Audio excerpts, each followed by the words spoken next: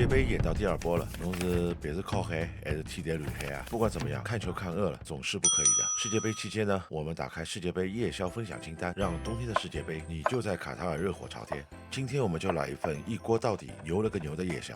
首先我们准备一下洋葱切丝、小米椒切丁、红黄灯笼椒切丝。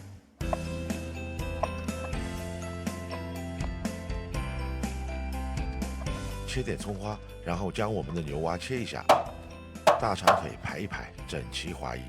谁吧？拿来当我呀。架上我们的铸铁锅，没有铸铁锅的话，普通锅也可以。热锅冷油，先将我们的牛腩放入煎一下，表面稍微上色后，加入洋葱、蒜蓉和小米椒翻炒一下。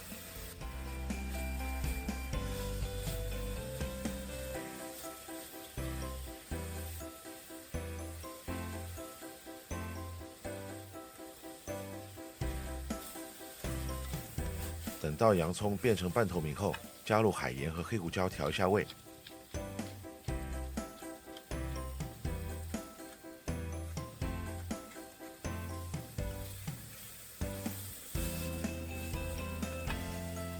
然后加入清水，没过食材1厘米左右，开始炖煮我们的牛腩。大火烧开，然后转中火。喜欢有嚼劲的，炖个半个小时；喜欢酥软的，那就炖煮1个小时以上。期间开一下锅，撇掉杂质，其他就不用管了。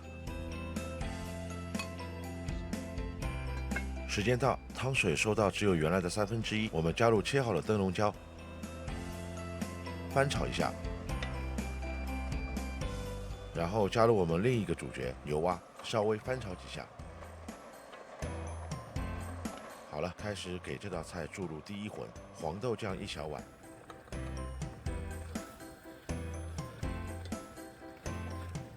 ，1勺蚝油。再来一点藤椒油提香，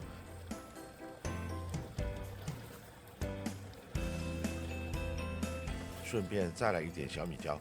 现在开始注入第2魂，加入啤酒。我这次用了一款来自瑞士的精酿啤酒，而且用了2个口味。先来1瓶拉格，然后再加入半瓶百香果口味的啤酒，利用天然的百香果味道来给这道传统菜一个香气的亮点。这个尝试最后完全没有让我失望。我们开中大火将啤酒煮沸，然后盖上锅盖炖煮5到10分钟，时间的长短完全取决于你对牛蛙肉安全熟度的理解。好了，差不多了，加入小半碗的水淀粉，稍稍勾一下芡，这样会让拌饭更出彩。离火前加入一些普罗旺斯的香料，再撒点小葱和欧芹叶，增香装饰一下就好了。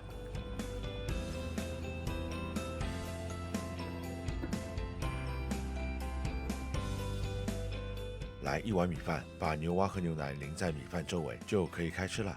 牛肉酥软，但也有嚼劲。牛蛙的大白腿入味细腻，关键汤汁充盈着精酿才有的啤酒芬芳，咸香之间弥漫着淡淡的百香果的清香和清甜。这个尝试完全属于超出意料的好效果。鲜鲜甜甜香香的酱汁充满着牛肉的奶香和牛蛙的鲜香，时不时啤酒的芬芳和百香果的清香助攻一下，拌着一口米饭，抱着盘子看着球，1份不够，再来点米饭，再淋上1份酱汁，这球看得太色了。输赢只是浮云。盘口开个寂寞，我们用舌头舔完盘中最后1粒米饭，享受着自己的世界杯。这道菜一锅到底，非常简单，总共花不到1个小时，但可以吃上1个晚上。你一定要去试试。好了，我是麦叔，我们回见。